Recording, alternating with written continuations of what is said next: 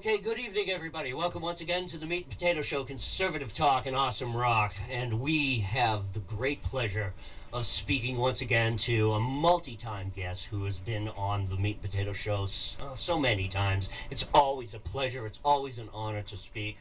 I always use the moniker, he's gonna laugh, raining death and destruction on godless communists. It was like one of the first lines this man ever said to me in like one of our first or second interviews, and it's been something that's been stuck in my mind. And I don't say that as something as I don't know, a euphemism or maybe even a joke. No, it's the truth. It was this man comes from a time when things got done. My good friend, he's flown serious combat missions all around the world, 4 presidents, and we are going to talk about a very serious issue. It's called the National Defense and Authorization Act, and he's put some stuff together that he's going to propose to not only to Texas, but to the United States Congress and Senate itself. Ladies and gentlemen, welcome again to the show, Colonel Reid Reasor. Colonel, good evening. Welcome, sir, to being on the show. Hi, Christopher. Thank you, sir, for having on. I did retire as Lieutenant Colonel, but, the cancer hit me before I had a chance to pin on to Colonel, but I appreciate you having me on the show, and I like what you guys are doing, and congratulations on you getting wider expansion and more acceptance and more people wanting to put you as a host. So my hat's off to good work.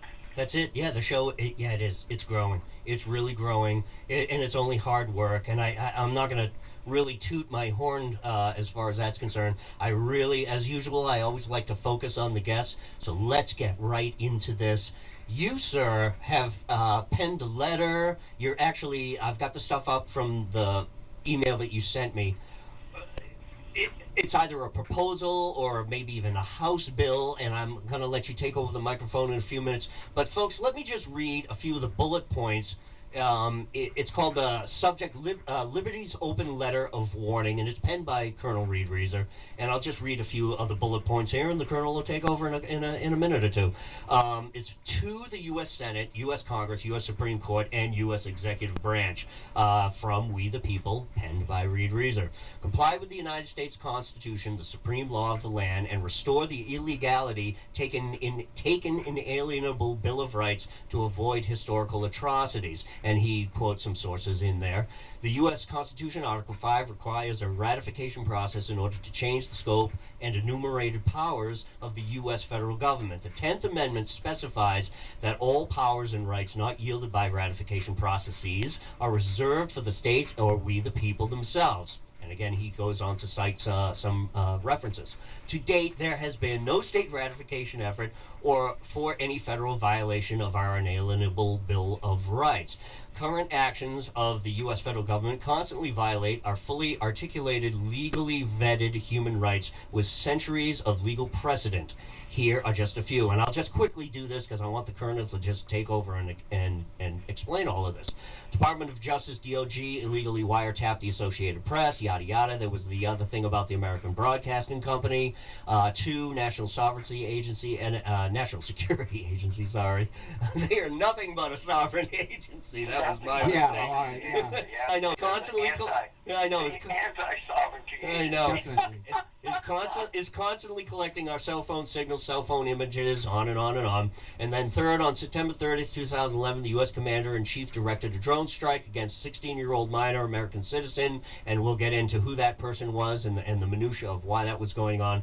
Again, for the National Defense Authorization Act authorizes U.S. federal agency to indefinitely detain American citizens without a trial or legal representation. And Colonel, you and I had spoken about this. I had sent you the thing that I was going to read before the City Council.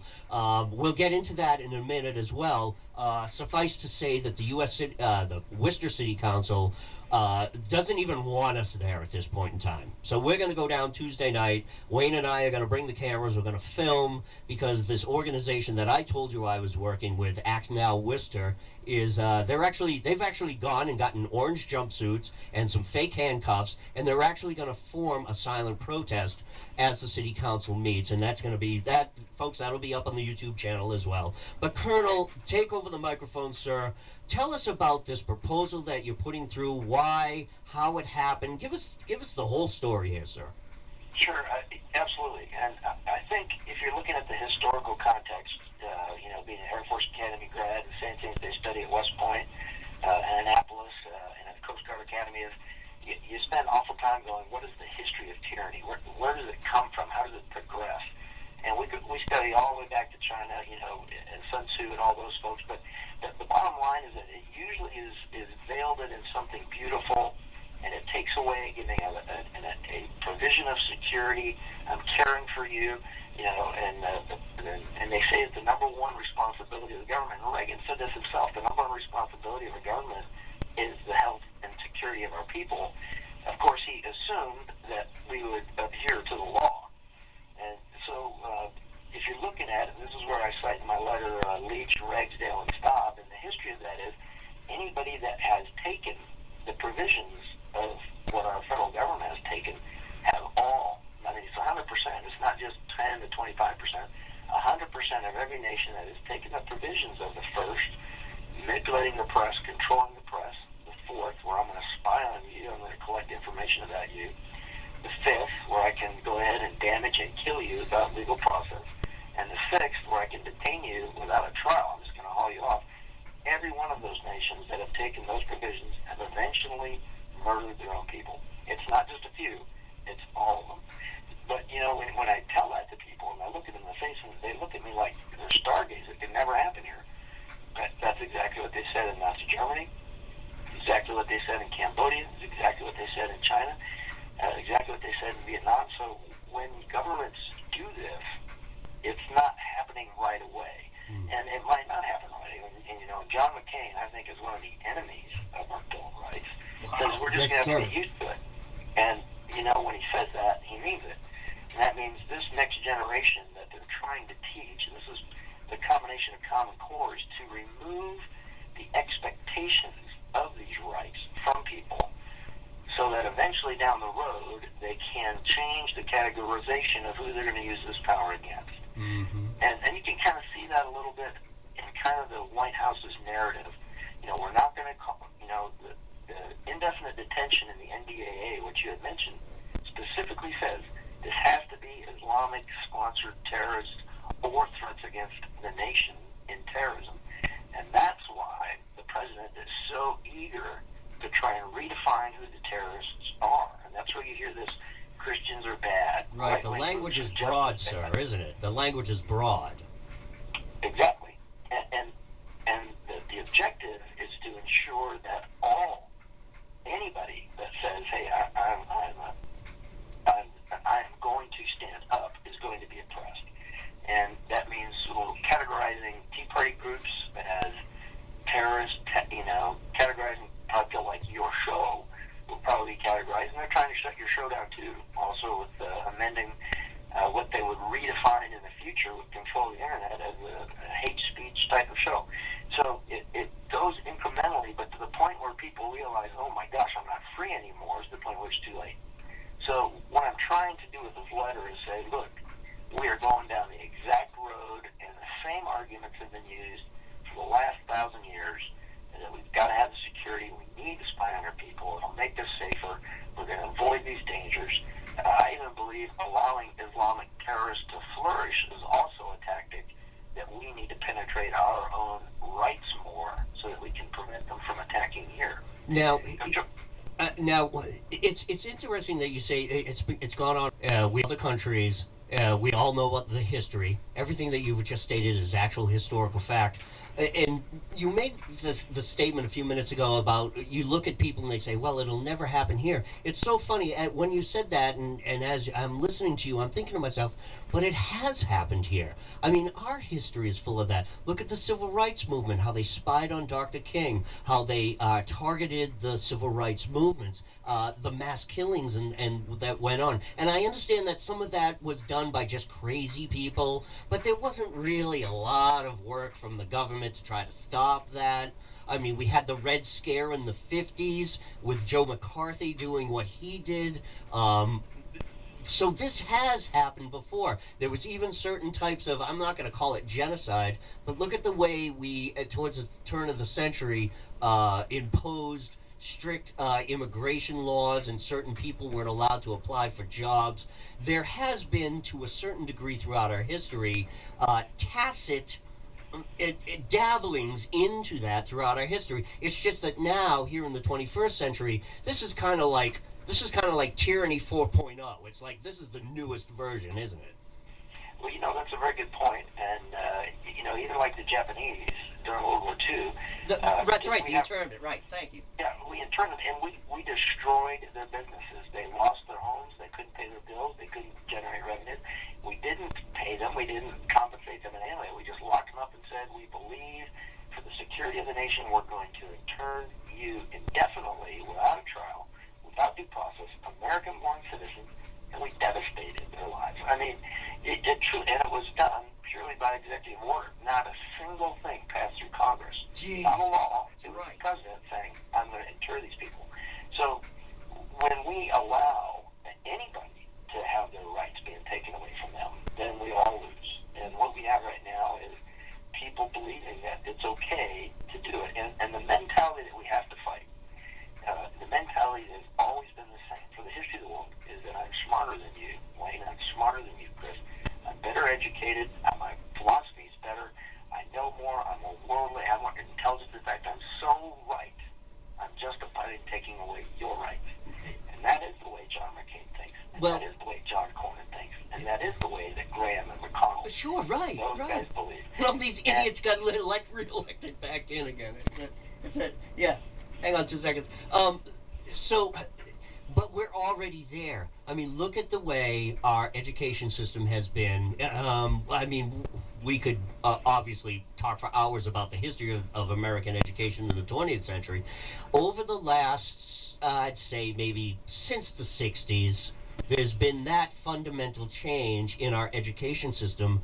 I don't know how many young people you interact with. I see it. I've been in sales my whole life. That's kind of been my way of making, putting food on my table. So I interact with people every day, all different types, groups, ethnicities, orientations. Every day I meet these people, and one of the things I've noticed when I have conversations with them is they do have a lack of understanding of what their rights are.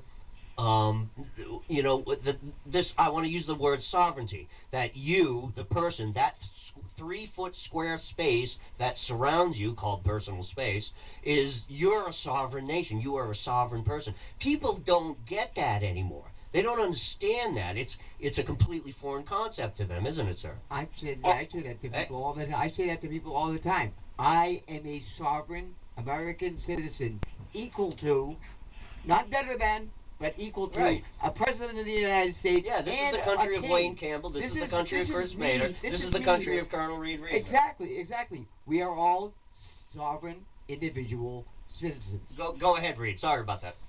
No, Wayne, you got a good point. And I think, if we were to ask Wayne a little bit more about that, is why are they intentionally not teaching it?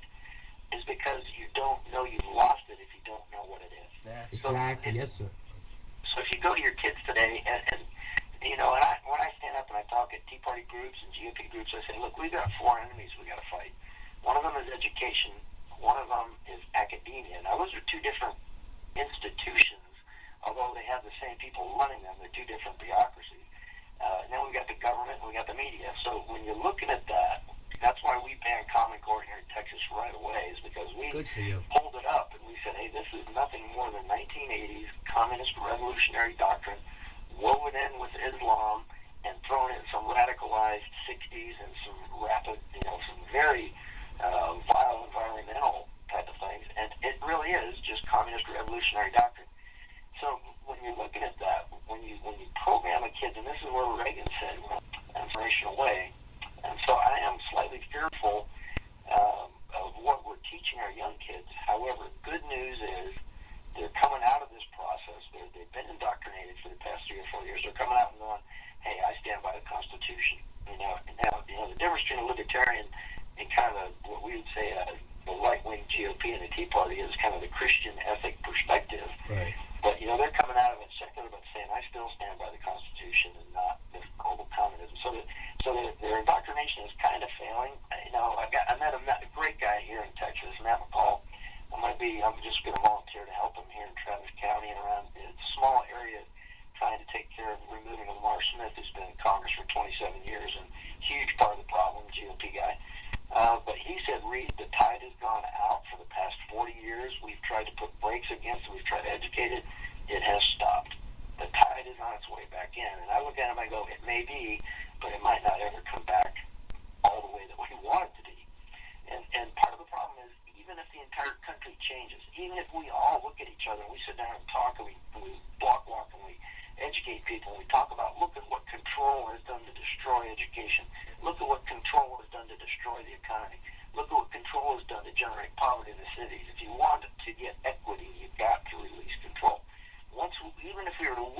argument we still won't convince DC.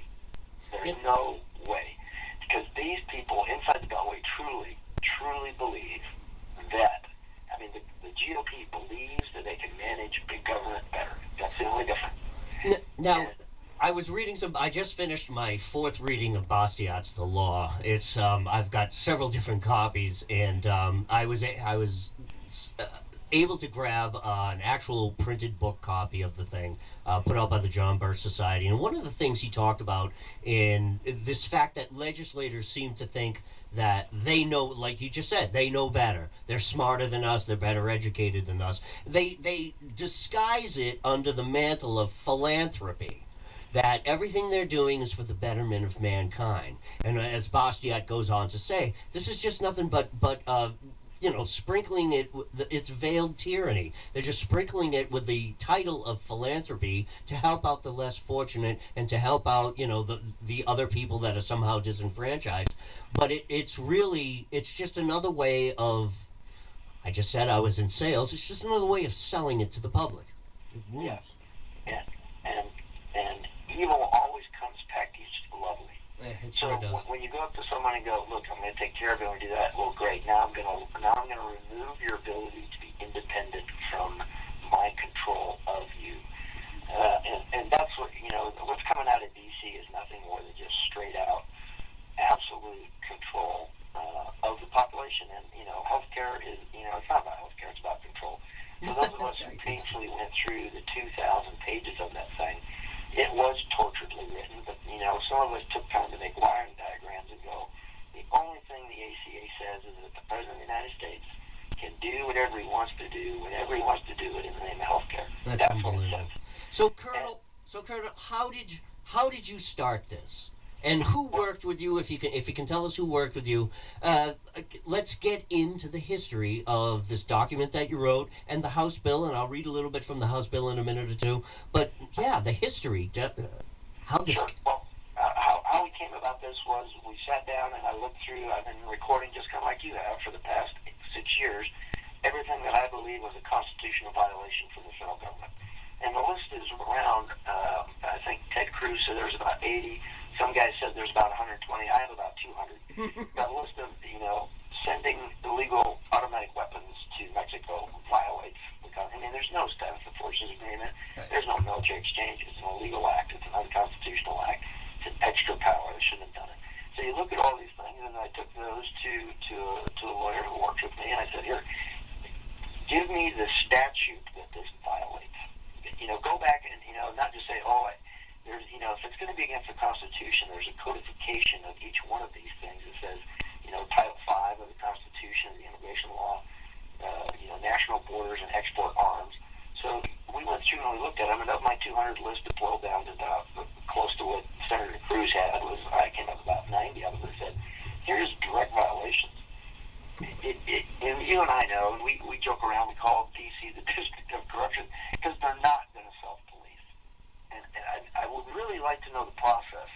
We elect people that say we're going to stand up against this illegal immigration, we're going to stand up against NSA spying, we're going to stand up against the NDAA.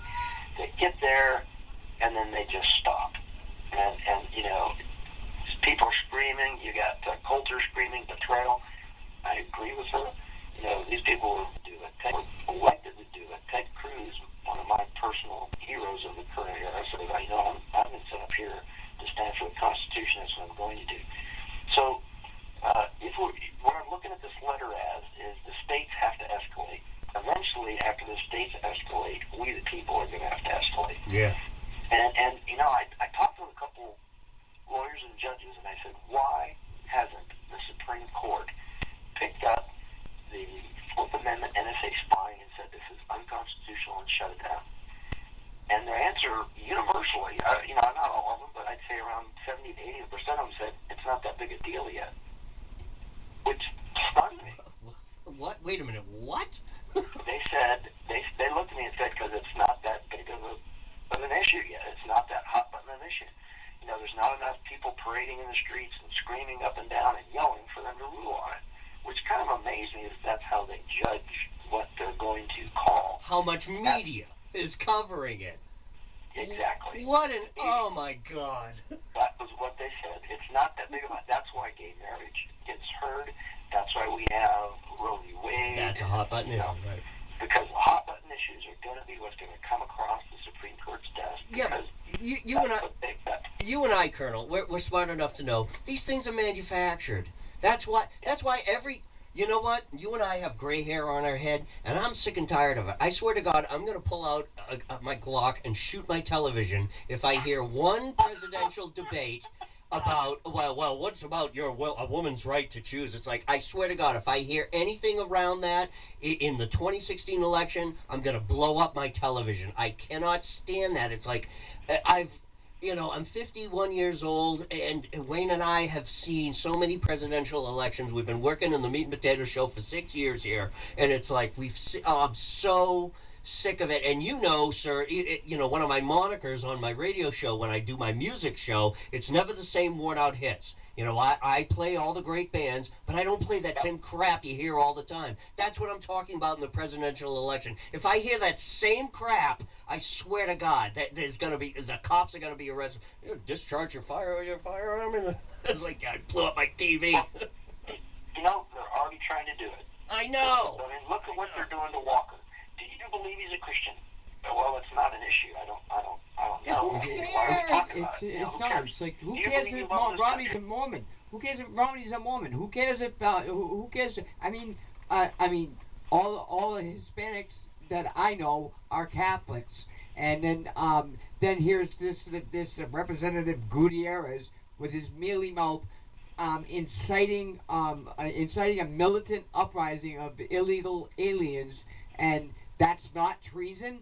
Under their own NDAA, That would be he has considered the treason, right. They have the right to arrest and detain Representative Gutierrez because he incited an illegal militant uprising against the United States people. Go ahead, Colonel.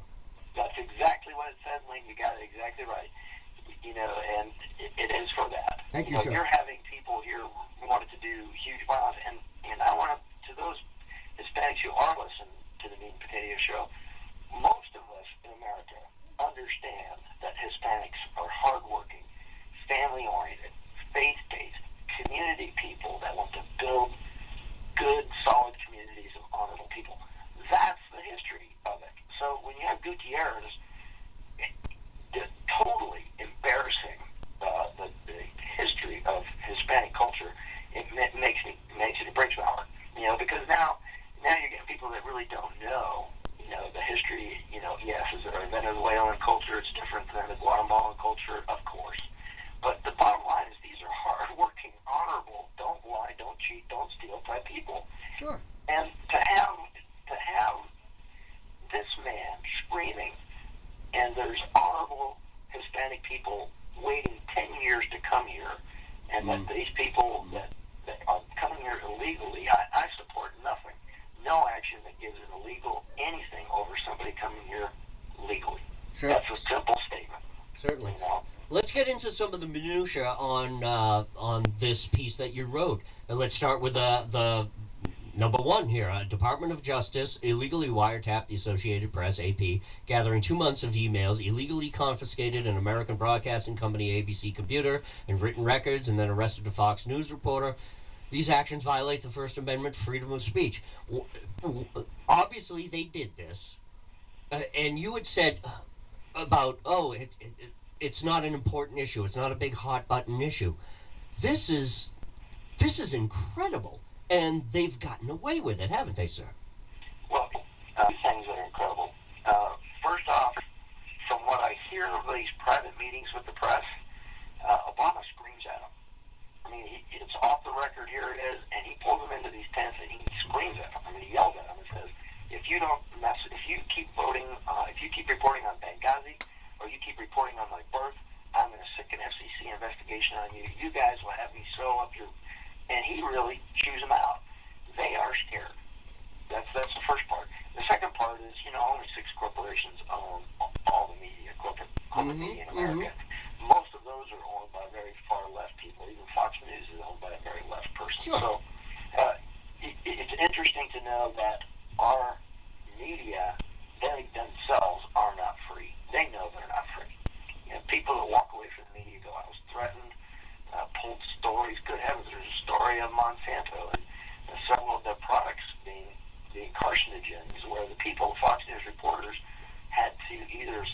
you were going to remove everything that said the word cancer and put the word potential health risk. 80 iterations, and the Fox News reporters walked away and said, I'm not going to lie for you. They said, great, you're fired. So we have to accept Hello, the lawsuit? only free press. Immediate. Without I'd go Hello, forward without a lawsuit? lawyer. I'd go pro se. Okay. I'm sorry, Colonel. No, I'm absolutely hearing what you guys are saying. The only free press right now is you. You know, Yeah. and perhaps talk radio.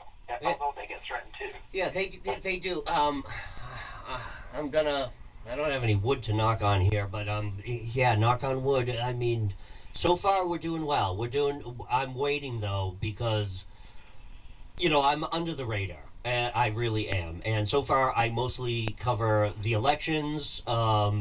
You and I talk. We're going to CPAC. We're gonna mine the convention floor for future guests into 2015, and of course the election season, as far as anybody in politics knows, that 2016 is tomorrow, as far as we're concerned, when it comes to campaigning and stuff. So the candidate interviews will be rolling out again, probably even before the election season even starts. But I'm waiting. I really am. I'm waiting for the day. I dread it. I hope against all hope that it doesn't come. It might. It may. It might just come when we go to CPAC this week. Who knows? We'll see. We'll see. You know, we're in their backyard. So We're in their backyard. So let's move on to point number 2. National Security Agency is constantly collecting our cell phone signals, cell phone images, emails, landline conversations, and with other classified collection means gathering private information without probable cause to any specific individual or describing any of the items to be searched for and seized. These actions violate the 4th Amendment, unreasonable search and seizure. Go on, Colonel, sir. The first person I'd like to call out here is General Hayden, the former NSA chief who implemented most of this illegal policy before Snowden came out and said, you guys are betraying the Constitution. Hayden comes out and he says, we don't need probable cause to spy on you. We don't need, trust me, probable cause is not any part of the 4th Amendment. He said that on live television. There's nothing, it says right there. He might be reading a different 4th Amendment than you and I are reading. It says you have to have probable cause. When you dig through the 4th Amendment, there are over 200 state versus United States cases where the United States or the states, either way, both the United States suing the states or the states suing the United States, totally reaffirming that if you violate probable cause, you can't do it. So you have to have the specific, this person is running cocaine. I know he is because I've seen dust on the floor, or someone's reported to me that he's a coke user, or someone's read it. Okay, I have probable cause. Then I have to go get a search warrant for the exact items to be seized. So I'm going to go into his apartment, and if I walk in and I happen to uncover, or dig through a cabinet and find an illegal gun, that can't be put in because if you look through the drawer for the cocaine, you see the little gun that just happened to be in your search. So totally, what's this being used for legally right now is to build cases against people when they're arrested, and this is very, very unfortunate because what's happening is somebody come out and go, we know that you have been eliciting children online, or you've been so. When somebody is arrested, or they come out and go, here's the entire history of this person's online record. And the metadata out there is being kept for legal cases afterwards. Right. And so the person's already, I murdered the guy, and here's all the records on my emails, all my threats to the guy. First off, it's totally illegal. The second part is this is happening down the road, going to be happening down the road, is once they decide that right now, they're trying to push right now very hard, you, Christian, conservative, white, male guy, you are an extremist. Thereby, I can automatically start processing you as a terrorist. It's amazing to me that right now we accept that I can come right into your studio right now as a federal, grab Wayne and say, I'm holding you. He doesn't have the right to a lawyer. And it's just based on this news broadcast. Right. And it's, the other part of it is we need to understand that there are means beyond this that I can't talk about and you can't talk about on the radio show, but our homes are being on, but we Oh, God, really yeah, believe yeah. they are. And it's not really hard to do with someone who's clever. Let me interject. Let me interject something because you had said that about the violating of the Fourth Amendment and items to be searched for and then subsequently seized. The Pioneer Institute is having an essay contest, and the Worcester Tea Party has enlisted yours truly to start writing the essay about uh, this prosecutorial power. I always have a hard time with that word. Prosecutorial power, where and it gets back to what you just said about let's say you're right. Let's say okay, this person's a cocaine dealer. We're gonna go in. We're gonna find stuff for cocaine. But we all know that what happens is you're not just arrested for, okay, you're a cocaine dealer, intent to distribute. What they do is they tack on all these other supposed crimes: intent to distribute, having cocaine over a certain amount, certain illegal records, running a business without a proper business license. They tack on crime after crime after crime after crime down the road. It's like they're throwing the proverbial you know what up against the wall and seeing what sticks. And so we're working on an essay here with the Tea Party. And let me say Hang on something. 2 seconds. Let me finish that. But this goes into what you just said, that they go in, they don't just search for this one thing, they find all this other stuff. And folks, we see it all the time on TV. We watch the news and we watch, oh, so and so's house has just been raided, this person's involved in this crime or the other, and they haul all these bags and boxes, computers, their television, their computer, their cell phones. They take their mattress out. I mean, what the hell does a mattress have to do with somebody who's done, I don't know, mail fraud, for crying out loud? But this is what the police do. They haul everything out of your house because it's all evidence. But it really isn't it, sir? But Wayne, go ahead. It follows right along with that pamphlet that we got handed. That the state, like Massachusetts, is working towards what New Hampshire already has. The state of New Hampshire will indict a ham sandwich. They don't care. The grand jury sits and they indict every single person that comes along, and and what the hope is from the process, from the attorney general on down through the county attorneys and all the rest of that, is to and the police they have police prosecutors up there that take the place of a district attorney and assistant district attorney in Massachusetts.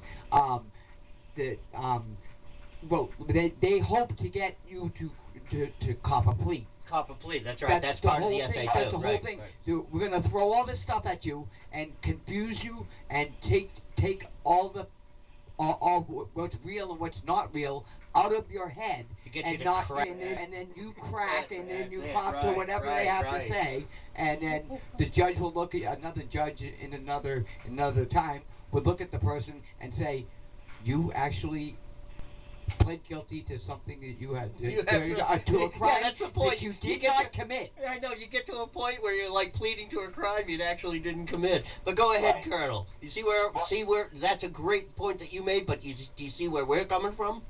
Perfectly. And the legal argument that you guys are making is excellent. Is that we have to often crimes have delineation of intention and premeditation and planning. It goes to the degree of which the evil kind of is perpetrated. So, if I'm going to plan a murder and go all the way through it and do all the steps, then it's first degree murder. If it's just I walk in and someone's beating my child and I happen to go crazy and just beat the guy to death, which I probably would, then there's different degrees of this. What we are yielding to the NSA is all the knowledge of premeditation to the federal government. So if I walk in and I go, I cannot believe Obama made this stupid jackass statement. I just feel like I want to kill him. Well, Boom, now you're let's say arrested. some crime goes down, they'll pull out my conversation and go, hey, we pitching you through. Hey, we caught you through the online thermometer that temperature gauge here, rheostat. We caught you talking and cursing the president. So they're going to pile. This is what you said. They're going to pile everything they can on out of the metadata on top of what they believe you're doing. Basically, NSA is removing any requirement for reasonable probable cause if you say stuff. And believe me,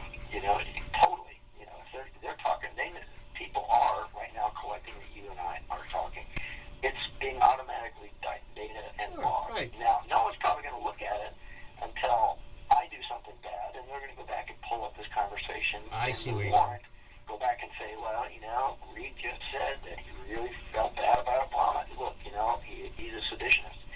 So the intrusion upon probable cause is huge. We've got to go back to the law.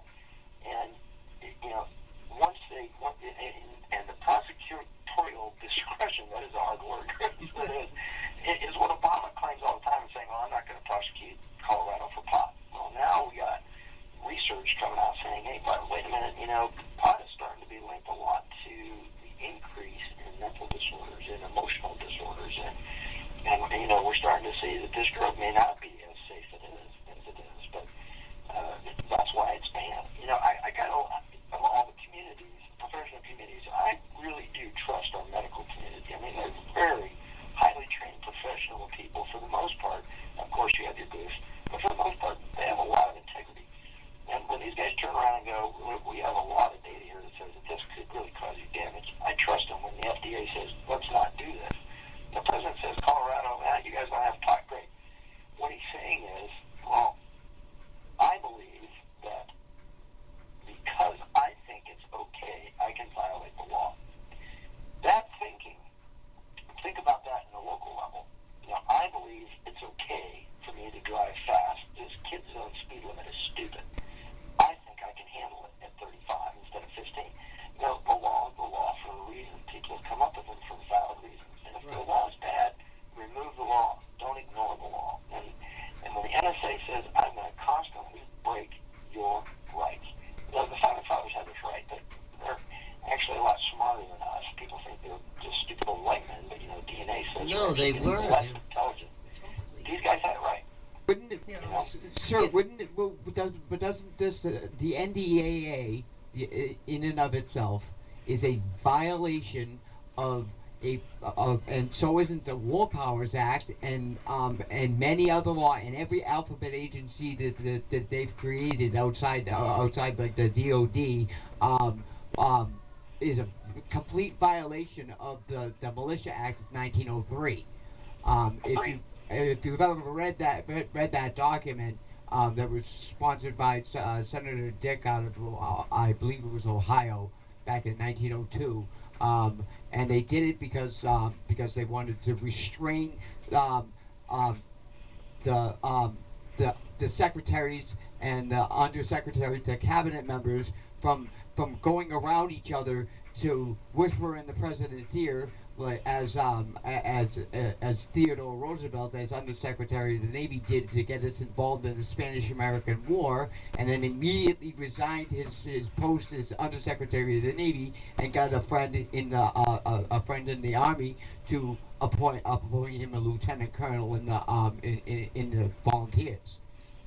Well, let's talk about just a second about that. About people say increase in. Well, people say, well, the FDA is not a enumerated power, but do you want clean food? And the part that I make to people is I go, as long as they're administrative-only agencies to assist the administration of the Constitution, there is no need to have an enumerated power. Right. Now, if you pick up a gun or you become an enforcement agency, that's an illegal weapon. That's an illegal force.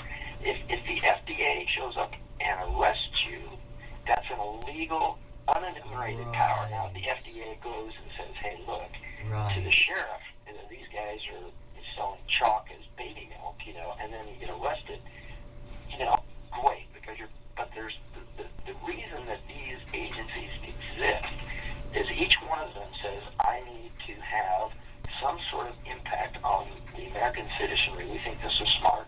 Then they go to the states and go, I need you to pass these statutorial regulations. There you go. Right. I see. We slipped down that slope. Right. Yes. And so when the EPA showed up armed up at Bundy's Ranch, that was an unconstitutional act. When the EPA shows up armed, and when the IRS do not have warrants, they do not have warrants. They are not law enforcement. If an IRS agent shows up to arrest you, that's an illegal act. Now the IRS needs to go to the sheriff and go, I need to hear it, have a judge issue, and that's what they should have done. Right. And so what's happening now is that the arming of these federal agencies, every one of them now turns each one of them into an unenumerated power. So now we can turn around and go, the IRS has guns, get rid of the IRS. So that's the You have tipping guns, of the scale. get rid of the EPA. That's As the, soon as you pick up a weapon and you say I got handcuffs and a weapon, you are a non-enumerated yeah, power. that's the tipping of the scale. That's the tipping of the Okay, scale. but the whole my point was, sir, Make it quick. I want to get to the next one. yes, sir.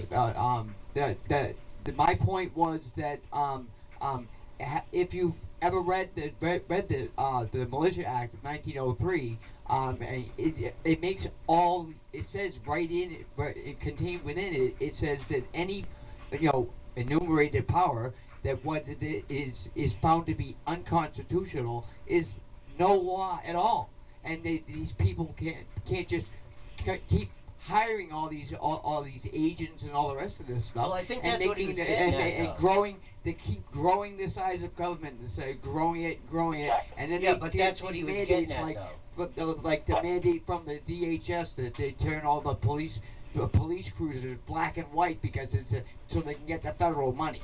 That's it. Exactly. But that's what he's getting at is that, yeah, once it's a tipping of the scale. If an agency is created and it's supposed to be a watchdog group, okay, that's a good idea. It's a good idea. You watch over things, you make sure things are on the up and up. But what Colonel was saying is that once he's right. Take up arms. Once you take up arms and you become an enforcement, that's the tip. That's the tipping point. Sir, let's move on to the next point because this is very important here. And it's number 3 in Reid's letter here. And tell us this story because it sounds like you have a lot more information than I have. So I'm just going to read it and then the Colonel will take over.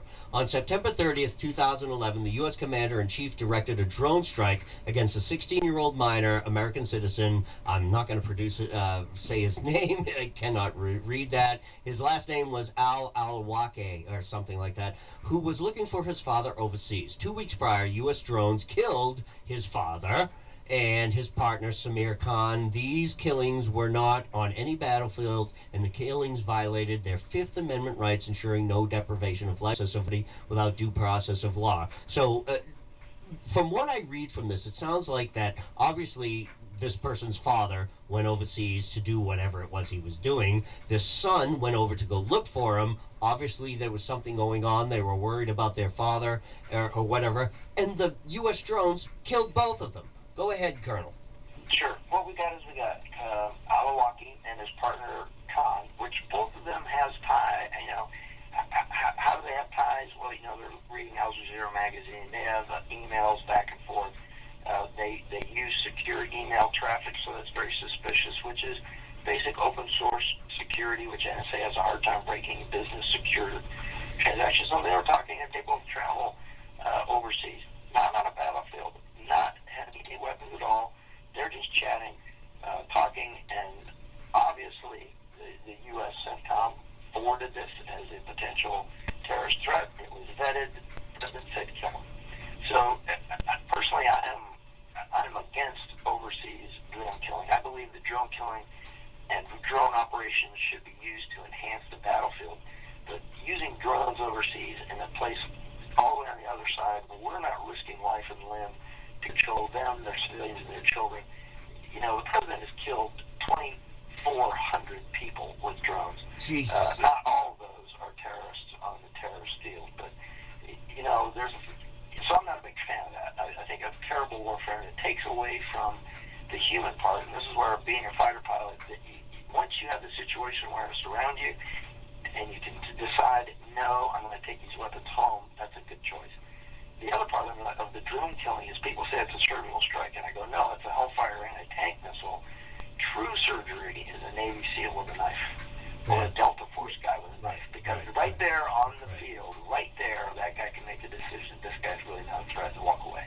Well, you really can't do that in a drone. But the president killed 3 American citizens without due process. I don't care where you are. If you don't have a gun in your hand and running and charging to try and kill us or our allies, you do not have the authority to kill them. And the president did. None of these guys were on a battlefield. None of them had a weapon. U.S. citizens. Now, the boy who went overseas went to stay with relatives. Then the relative's house got smacked. And this is a 16-year-old kid. So I love that liberals scream and holler, they're just children, they're just children. No, they're just children because you want to use them politically, and you'd be after children, you'd be after Alderon. He is a dead 16. He should have, and and Fox News blew up on this, and basically Fox News was told to shut up on it, and basically stop talking about it. But Fox News says you don't kill American people. You detain, you hold them, you gather evidence, you try them. It's called, yeah. Do your Due process process of of the law.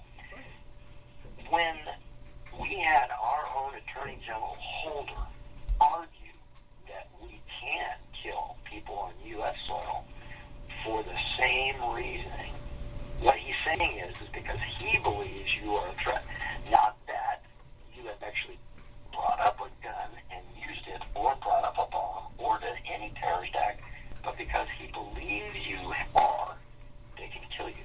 That was the argument Holder made, in which the U.S. courts threw out. And even Rand Paul says, well, okay, it's all right if you kill them overseas. No, it's not. If they're not on a battlefield with a weapon, taking up arms, you can't kill them. That's what international law says. So that's also what Geneva Convention says. You just can't go whack people in their homes. Sure. You just can't. And our president did it. And what amazes me is people are like, well, okay. And the thought mindset, you hear it all the time. Well, if you're not doing anything wrong, you shouldn't have anything to hide. Well, if you allow me, Reid, Reasor, Tea Party, right-wing, conservative Christian, define what is wrong, you really change your mind. Because if you're talking communist, socialism, godless, punishing priests and people for not performing gay marriages, I think that's wrong. So if you're not doing anything wrong, you have nothing to hide. So I think we need to think through that. What does that mean 40 years from now? What we're saying is we're allowing an individual to decide not only what is right and wrong, but what the means are to punish right and wrong, up to and including death. Well, yeah, that's really, really amazing. And it's going all the way back to the Crusades and the Spanish Inquisitions and those things. That's the kind of things that those people did over there. It's religious persecution. I mean, we're almost becoming as bad as our enemies. Right now, that's exactly right. Good point, Chris. That's a great point. What the U.S. Commander-in-Chief did was exactly what our terrorists do overseas. I believe you're wrong out on the battlefield, even though you're not on the battlefield. You know, there's Christians in Mosul. We killed them. I'm going to tell you right now, I'm going to stand up and go, I believe America got those people killed. They've been hiding for 2,000 years in Mosul. We knew they were there when we were there. We didn't tell anybody there was a big Christian group in Mosul. They've been very quiet. The very third article, and I think it's the third or the fourth article in the Iraqi Constitution is freedom of religion. Sure. We put it there on purposely. So after 2,000 years, the Mosul people come out and go, we are free to talk about our faith. Oops. Then we pull out, the president pulls out, leaves these people hanging. ISIS comes up, starts slaughtering them, and we don't come back and help them. Be a good point to ask your question, Wayne. Yeah, Okay. let's get into some of that. Sir, having worked under 4 presidents, can you identify the origin of the destabilization of the Middle East? You don't have to name any specific names because I already think I know. But just simply a year, or going back how many? Yeah, how many presidents? give us your insight on that. The whole ISIS debacle thing that's going on there. Well, we can go back all the way back to Tripoli, if you like. I mean, sure. We have to realize that the Middle East, is a 6,000-year conflict. First of all, folks, the place is a nightmare. Let's just. But the people that we're talking about, Muslim extremists, and we looked them eye to eye, and I could tell just by looking at some of these people, if he had a sword right there, this guy would slice me in half, and I was just getting a haircut in Kuwait, and this guy was. I remember that story you told, right? I had to rack my 9mm in my pocket and just look at him and go, okay, I'd like to finish my haircut, but if you come out of your chair and start, pulling out your saber, I'm going to shoot you right where you sit. But we have to understand that in this mindset of blood that they've had for 6,000 years, it's a family feud. The Jews and the Arabs are cousins. They share the same ancestor, Abraham. So when we stand up and say, I follow Jesus, they don't have a problem with that. They think that's fine because we're just following the prophet Jesus. When we stand up and say, I'm a Christian, what they think in their mind, what registers is, not only are you claiming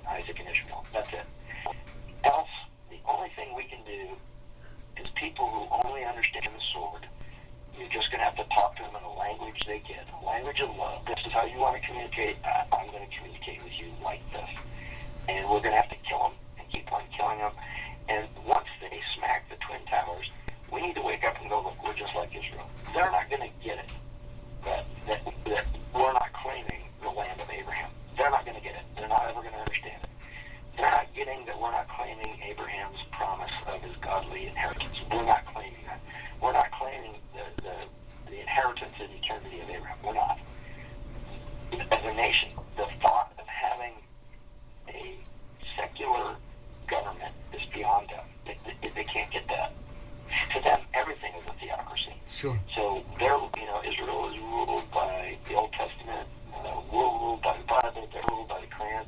That's how it is. It breaks down. If you're not going to conform, we're going to kill you.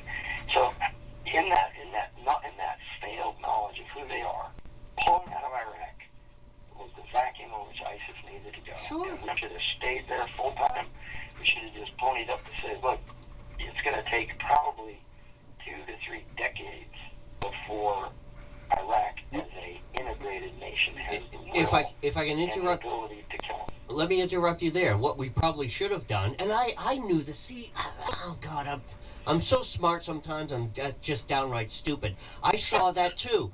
That I thought to myself, we're gonna have to stay there. We're gonna have to do another Germany, another post World War II, another thing in Japan post World War II. We're going to have to do that. But the American public, the media, the stomach to keep this thing going wasn't there. And as soon as we said, well, we got to pull out, we're going to have to let them do their thing, I was like, no, don't, no, this is. And now, Colonel, sir, we're just going to revisit this. We're just going to revisit it. Your grandchildren, my children, grandchildren, it's all going to, 10, 15, going to revisit it. Now, we're all going to revisit it. And we should have done a Germany and a Japan post-war and just stayed there. Just stay there. And just, let the liberals scream and yell about, oh, it's all for oil. Just shut up. We're just there to keep the place calm and quiet. Stayed there. And part of it was we should have been a coalition that stayed there. Just kind of like in Japan, it was a coalition that stayed there too. It wasn't just American. And it was the same in Germany. A coalition stayed there and ensured, whenever. And this is kind of where the history of communism and the history of totalitarianism usually comes right after a war when the nations are weak, when the economy is weak, when people are hungry. That's when communism sounds good. And that's when you go raid all the businesses and kill all the business owners and take all their wealth and go, great, we the people are now justified. Right. So in that vacuum, once we pulled out, and where there wasn't a force there and an economic presence there that would allow Iraq to build itself to the point, you know what their Air Force is made out of Cessnas. It's an Cessna counterinsurgency airplane that has the ability to fire Hellfire missiles, but their Air Force is prop-driven Cessnas. So, but it's effective. Now, hang on. Now, folks, asterisk in there. I'll throw this asterisk in there because I talked about, post World War II. We stayed in Germany. We stayed in Japan. Let me take a little asterisk here. Is that let's look at Bosnia, Kosovo, and all of that. After that hellish nightmare was over, the UN moved in. Their Colonel said it there. There was a coalition. We should have kept the coalition there. There is still, to this day, a quasi-coalition still in Bosnia, still in Kosovo, and you don't see them on the radar. You don't see them still murdering and slaughtering everybody. That's my point that I was making to the Colonel, is that, yeah, it's not as big, it's not as effective anymore, but it's still there. If the proverbial you-know-what hits the fan, there's a unit there. There are people there that can take care of it, and then we can bring those assets back into play if it happens. But you haven't heard anything from Bosnia, have you? No, you haven't. Because there's still people there from the UN, a coalition, that's still policing the place. This isn't happening in Iraq. And this is no longer happening in Afghanistan. I give it, let's see, we're in February of 2015. I'm going to say by summertime, you're going to see the thing with the Taliban. Same thing with the Taliban as you're seeing Afghanistan, as you're seeing ISIS right now. Go ahead, Colonel.